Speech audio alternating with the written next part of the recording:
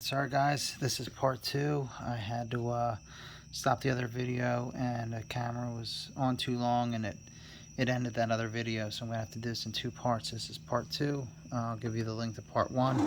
So I already explained how to get this all apart. Once I got it apart, I just used like you could still see a lot of scale on there, but I got most of it off.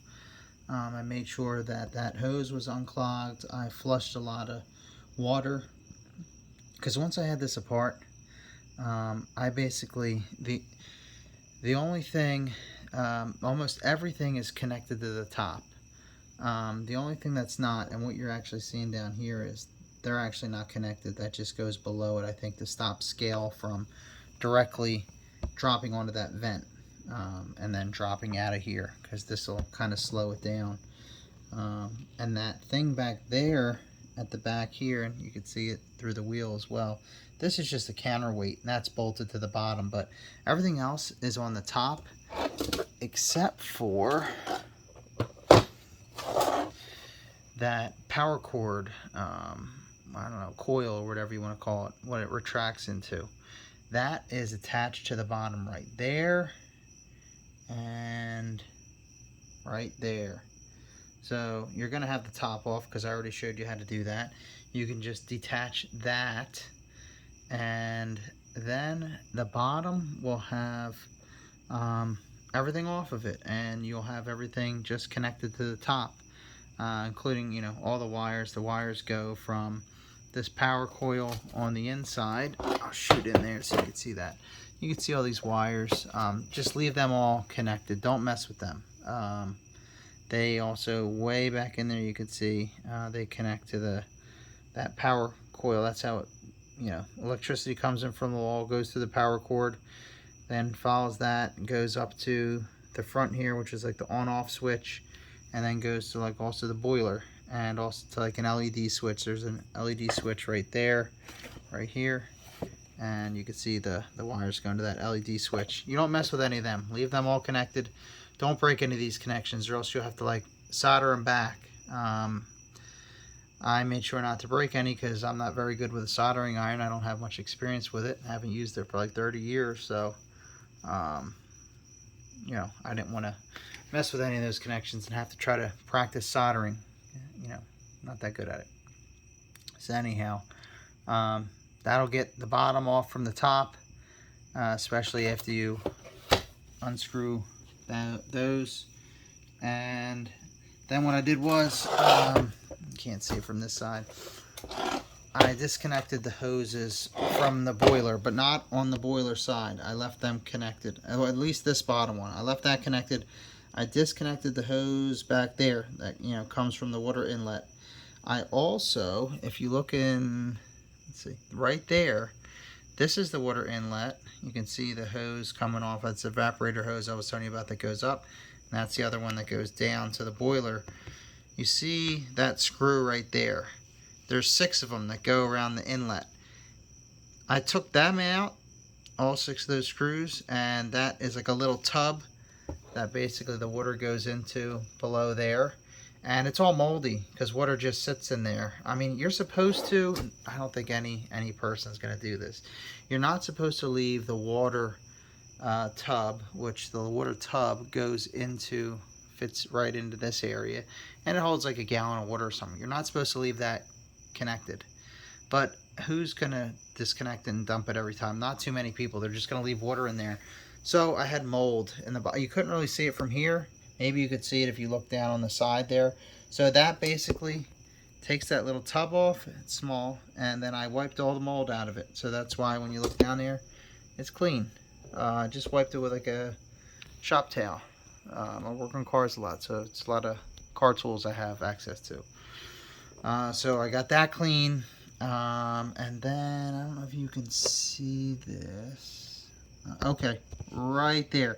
That big thick tube. Oh, good thing I showed you that too. I did not secure that tube, or that whatever you call that pinch thing that goes around the tube. And honestly, that's not a huge deal. I'm going to do it anyway. Dang it. So That's just where the steam comes out. So it's not a huge deal that I have it just on there without that connected, because it's only steam coming out. And yeah, I guess some water can drip back down and cause some scale to come out. You can see it already has some scale on it, so I'll get that back on. But it's not a humongous deal if that leaks. If that hose leaks down there, that's a little bit of a problem, because that hose actually has water in it. This just has steam, so you're not going to get a ton of leak out of there, but whatever, I'll connect that right. I hope I don't have to take this back all apart. Not that it'll take more than like 10 minutes, but I don't really feel like doing it. So I disconnected that, and I actually unscrewed the boiler. So you see these screws right there, they attach the boiler, there's two more on the other side, to the top of this unit. So I undid those two screws. You just have to move this little wire off a little bit and you can access that screw. It's not a big deal. That gets the boiler off, and then I was just flushing water, like I said. Once I got the boiler completely detached from the unit, I just had to be careful because I left all the wires connected, but it was enough room to get this kind of clear and outside of the unit a little bit, even though the wires are here. And I just flushed a lot of water through that and out the top. You know, not quite out that tube, because that tube wasn't there, but just to get that clear, make sure this is clear of all water. Because I figured, while I have this apart, while I'm cleaning it, I might as well just do a thorough job, because I'm not going to want to take this apart again for a long time. It's time consuming. You know, it's not terribly, but you know, you don't want to be doing this every month or something. So that's what I did, and thankfully I put it half all back together and turned it on, and it worked, and it steamed. And my wife had to do an emergency steam today before we went to like a party, and it was fine. So thankfully it worked, and I didn't mess something up when I was taking it all apart. If you're careful, you'll be fine. All you really need to get this apart, Phillips head screwdriver. Oh, here's my flathead screwdriver, and that's really about it. I don't think I really used any other tools. That's all really you need. And like I said, the only thing you need that flathead for is to, once you take the screw out from behind the wheel, I told you this in the first video, then you just go around, and this is the wrong piece for this side. This goes on the other side, but you get the point. When this is on there, you just go around, and this is going to be tight against it. I don't have it lined up right, but once you get it lined up right, it snaps in there pretty good, and you just go with a flathead screwdriver and pry this away from it all the way around, and then you get access to the inside. I think that's about it. If you want longer instructions, go to Mac Daddy Pimpin's video. He's great. He's a little Asian guy. He whispers the whole video.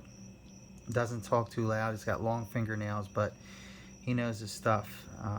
And I was able to follow his video perfectly.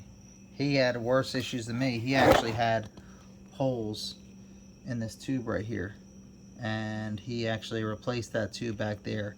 Because if you have holes there, what he was having as an issue was, I guess where the metal connects, those clamps are, they were holes, and this then was leaking through the vents to the floor. So his unit was in worse shape, and his was completely clogged with sediment, like way worse than mine. And he actually had, like I saw, he had sediment like all over these connectors. At least mine stopped kind of like at the unit. I didn't really have sediment all over these like wire connectors. He did, but he still got it working at the end, because he fabbed a new hose from like something from his washer. I think he's like a appliance repair guy. He knows a lot about this stuff.